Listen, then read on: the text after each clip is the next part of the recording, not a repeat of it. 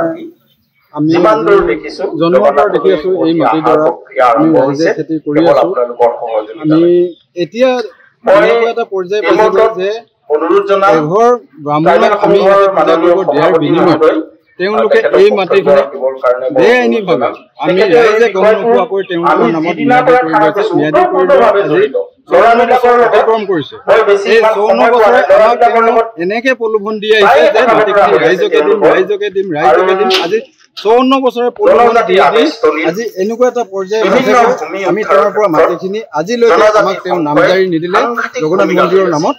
আৰু এতিয়া আমি এনেকুৱা এটা পৰ্যায়লৈকে গৈছো, ইয়াৰ ওপৰত আমি মেমৰিয়েল মুখ্যমন্ত্ৰী মহোদয়ক দিছো, ৰাজমন্ত্ৰী যোগেন মোহন মহোদয়ক দিছো। গতিকে এতিয়া চৰকাৰখনে মন্দিৰ সত্ৰ বেদখল মুক্ত কৰাৰ যি পদক্ষেপ লৈছে, এই পদক্ষেপৰ জৰিয়তে আমাৰ এই মন্দিৰটো সেই আইনখনৰ অন্তৰ্গত বা সেই আইনখনত ৰাখি আমাৰ এই মন্দিৰৰ মাটিখিনিও বেদখল মুক্ত কৰিব বুলি আমি এই মন্দিৰৰ সন্মুখৰ পৰা ইয়াৰ পৰা এই মজিয়াৰ পৰা আমি মুখ্যমন্ত্ৰী আৰু যোগেন মোহন ডাঙৰীয়াক আমি ইয়াৰ পৰা কাটৰ অনুৰোধ কৰিছোঁ যাতে মন্দিৰে মাটিখিনি ঘূৰাই পায়।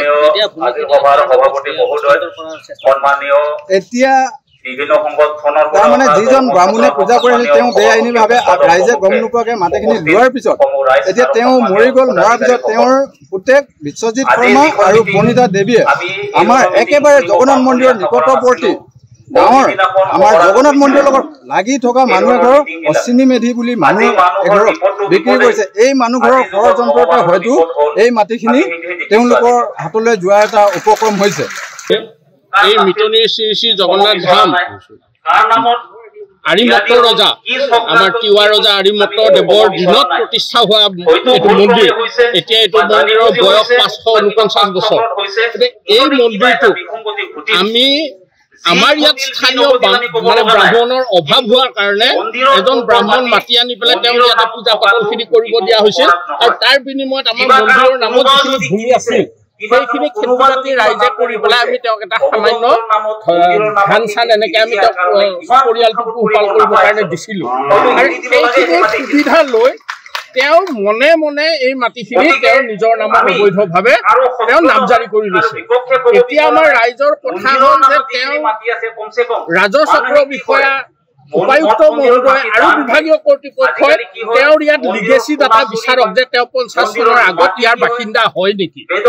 যিহেতু তেওঁ ইয়াৰ বাসিন্দাই নাছিলে তেতিয়া তেওঁ কি যুক্তিত এই ট্ৰাইবেল বেল্টৰ মাটি তেওঁৰ নামত ম্যাদি কৰিব সুবিধা পালে, ইয়াৰ এটা উচিত তদন্ত হ'ব লাগে। আৰু এই ভূমিখিনি যিহেতু মহাপ্ৰভু জগন্নাথ মন্দিৰৰ, গতিকে এই ভূমিখিনি ৰাইজৰ এটাই দাবী জগন্নাথ মন্দিৰৰ নামত বাহাল ৰাখিব লাগে আৰু আমাৰ ইয়াত বিকল্প একো নাই।